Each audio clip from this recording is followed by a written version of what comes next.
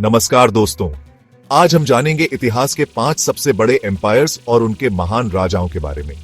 ये वो एम्पायर्स थे जिन्होंने दुनिया का नक्शा ही बदल दिया, लाखों लोगों पर राज किया और अपनी कहानियां इतिहास में सुनहरे अक्षरों में लिखवा दी। इस वीडियो में हम आपको बताएंगे कि कैसे ये एम्पायर्स बने, कैसे फैले और उनके राजा कौन थे, उनकी क्या खासियत थी, उनकी क्या कमजोरी थी और आखिरकार उनका अंत कैसे हुआ। तो चलिए शुरू करते हैं। सबसे पहले बात करते हैं मंगोल एम्पायर की। दोस्तों, ये एम्पायर कोई मजाक नहीं था। 13वीं और 14वीं शताब्दी में मंगोल योद्धा घोड़ों पर सवार होकर एशिया से यूरोप तक तहलका मचा रहे थे। इनके पास इतनी जबरदस्त फौज थी, इतनी तेजी थी और इतनी बहादुरी थी कि कोई इनके सामने टिक ही नहीं पाता था। और इन सब के पीछे एक ही नाम था, चंगेज खान। चंगेज खान नाम तो सुना ही होगा। ये वो शख्स था जिसने अलग अलग मंगोल कबीलों को एकजुट करके एक ऐसी ताकत बना दी जिसने पूरी दुनिया को हिलाकर रख दिया। चंगेज खान कोई राजा नहीं था, वो एक तूफान था, एक ऐसा तूफान जो जहां से गुजरा वहां तबाही मचा दी। लेकिन दोस्तों, चंगेज खान सिर्फ एक योद्धा नहीं था, वो एक चतुर रणनीतिकार भी था। उसने अपनी फौज को नए नए हथियारों से लैस किया, नई नई युद्ध तकनीकें सिखाई और अपने एम्पायर को एक मजबूत प्रशासन दिया। यही वजह थी कि मंगोल एम्पायर इतने बड़े क्षेत्र पर इतने लंबे समय तक राज कर पाया। लेकिन हर कहानी का एक अंत होता है और मंगोल एम्पायर भी इससे अछूता नहीं रहा। चंगेज खान की मृत्यु के बाद उसके उत्तराधिकारियों ने एम्पायर को और बढ़ाया, लेकिन धीरे धीरे उनमें फूट पड़ने लगी और आखिरकार 14वीं शताब्दी के अंत तक मंगोल एम्पायर का सूर्य अस्त हो गया। अब बात करते हैं एक ऐसे एम्पायर की जिसे कहा जाता था जिस पर कभी सूरज अस्त नहीं होता। जी हाँ, ब्रिटिश एम्पायर। 19वीं और 20वीं शताब्दी में ब्रिटिश एम्पायर अपने चरम पर था। अमेरिका से ऑस्ट्रेलिया तक, एशिया से अफ्रीका तक, दुनिया के हर कोने में ब्रिटिश झंडा लहरा रहा था। और इस एम्पायर की नींव रखी थी उनकी जबरदस्त नौसेना ने। ब्रिटिश नौसेना इतनी ताकतवर थी कि उसने समुद्र पर अपना कब्जा जमा लिया और दुनिया भर में अपने व्यापारिक केंद्र स्थापित कर लिए। इस एम्पायर की एक और खास बात थी, उनका प्रशासन। ब्रिटिश लोग जहां भी गए अपने साथ अपनी कानून व्यवस्था, अपनी शिक्षा प्रणाली और अपनी संस्कृति ले गए। कुछ लोग इसे अच्छा मानते हैं, कुछ बुरा, लेकिन इसमें कोई शक नहीं कि इसका दुनिया पर गहरा प्रभाव पड़ा। और इस सब के बीच एक नाम आता है, महारानी विक्टोरिया। महारानी विक्टोरिया ने लगभग 64 साल तक राज किया और उनके शासनकाल को ब्रिटिश इतिहास का स्वर्णिम युग माना जाता है। लेकिन दोस्तों, जैसा कि हम जानते हैं, कोई भी एम्पायर हमेशा के लिए नहीं रहता। धीरे धीरे राष्ट्रवाद की भावना जागृत हुई और ब्रिटिश उपनिवेशों ने अपनी आजादी के लिए संघर्ष शुरू कर दिया। और फिर आई दूसरी विश्व युद्ध, जिसने ब्रिटिश एम्पायर की कमर तोड़ दी। युद्ध के बाद एक एक करके सभी उपनिवेशों ने अपनी आजादी हासिल कर ली और ब्रिटिश एम्पायर का अंत हो गया। तो दोस्तों, अब हम चलते हैं ठंडे प्रदेशों में, जहां एक और विशाल एम्पायर अपना विस्तार कर रहा था, रशियन एम्पायर। 1721 से 1917 तक यह एम्पायर यूरोप से एशिया तक, आर्कटिक से काला सागर तक फैला हुआ था। इस एम्पायर की स्थापना का श्रेय जाता है पीटर द ग्रेट को।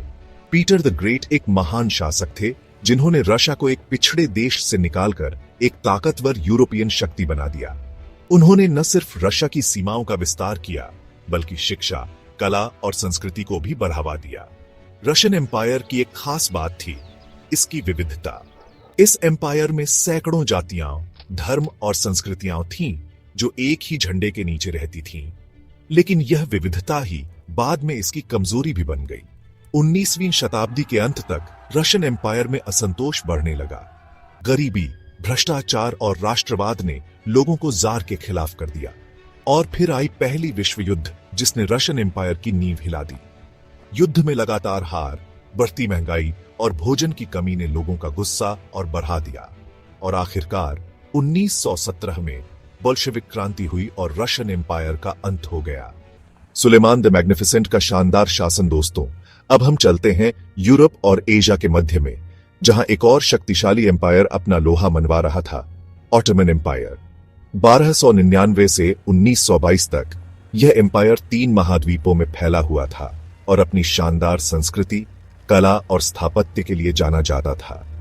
ऑटोमन तुर्क शुरुआत में एक छोटी सी कबीलाई ताकत थे, लेकिन धीरे धीरे उन्होंने अपना विस्तार शुरू किया और 1453 में कॉन्स्टेंटिनोपल, आधुनिक इस्तांबुल को जीत लिया। यह जीत उनके लिए एक महत्वपूर्ण मोड़ साबित हुई और उन्होंने इस शहर को अपनी नई राजधानी बनाया। ऑटोमन एम्पायर के सबसे प्रसिद्ध सुल्तान थे सुलेमान द मैग्निफिसेंट। सुलेमान ने 1520 से 1566 तक राज किया और अपने शासनकाल में उन्होंने एम्पायर को उसकी शक्ति और वैभव के चरम पर पहुंचा दिया। उन्होंने न सिर्फ एम्पायर का विस्तार किया बल्कि कानून, कला और साहित्य को भी बढ़ावा दिया। ऑटोमन एम्पायर अपनी धार्मिक सहिष्णुता के लिए भी जाना जाता था। यहां मुसलमानों के साथ साथ ईसाई और यहूदी भी अपने अपने धर्मों का पालन करते थे। लेकिन दोस्तों, समय के साथ साथ ऑटोमन एम्पायर भी कमजोर पड़ने लगा। यूरोपियन शक्तियों का उदय, आंतरिक विद्रोह और आर्थिक कठिनाइयों ने इस एम्पायर को अंदर ही अंदर खोखला कर दिया। और फिर आई पहली विश्व युद्ध, जिसमें ऑटोमन एम्पायर ने जर्मनी का साथ दिया। युद्ध में हार के बाद यह एम्पायर टूट गया और 1922 में इसका औपचारिक अंत हो गया। मौर्य साम्राज्य, सम्राट अशोक का धम्म। दोस्तों, अब हम चलते हैं अपने देश भारत में, जहां एक ऐसा एम्पायर था जो अपनी सैन्य शक्ति से ज्यादा अपने धम्म के लिए जाना जाता है। मौर्य साम्राज्य 322 ईसा पूर्व से 185 ईसा पूर्व तक यह एम्पायर भारतीय उपमहाद्वीप के एक बड़े हिस्से पर राज करता था। इस एम्पायर की स्थापना का श्रेय जाता है चंद्रगुप्त मौर्य को, जिन्होंने अपने गुरु चाणक्य की मदद से नंद वंश का अंत किया और एक नए युग की शुरुआत की। उनके बाद उनके बेटे बिंदुसार ने राज संभाला और एम्पायर का और विस्तार किया। लेकिन मौर्य एम्पायर का सबसे प्रतापी शासक था सम्राट अशोक। शुरुआत में अशोक एक महान विजेता थे, लेकिन कलिंग युद्ध में भारी रक्तपात देखकर उनका हृदय परिवर्तन हो गया। उन्होंने हिंसा का रास्ता छोड़कर बौद्ध धर्म अपना लिया और अपने पूरे जीवन अहिंसा और धम्म का प्रचार प्रसार किया। अशोक ने अपने राज्य में अनेक सुधार किए। उन्होंने सड़कों, कुओं और अस्पतालों का निर्माण कराया। उन्होंने जनता की भलाई के लिए अनेक नीतियां बनाई और उन्हें धम्म का पालन करने के लिए प्रेरित किया। अशोक के शिलालेख आज भी उनके शासनकाल की महानता की गाथा गाते हैं। इन शिलालेखों में उन्होंने अपनी नीतियों, अपने विचारों और अपने संदेशों को उत्कीर्ण कराया, जो आज भी हमें प्रेरणा देते हैं। लेकिन दोस्तों, अशोक की मृत्यु के बाद मौर्य एम्पायर धीरे धीरे कमजोर पड़ने लगा और अंततः 185 ईसा पूर्व में इसका अंत हो गया। मौर्य एम्पायर का इतिहास हमें शक्ति, विस्तार, धर्म और अहिंसा के बारे में बताता है।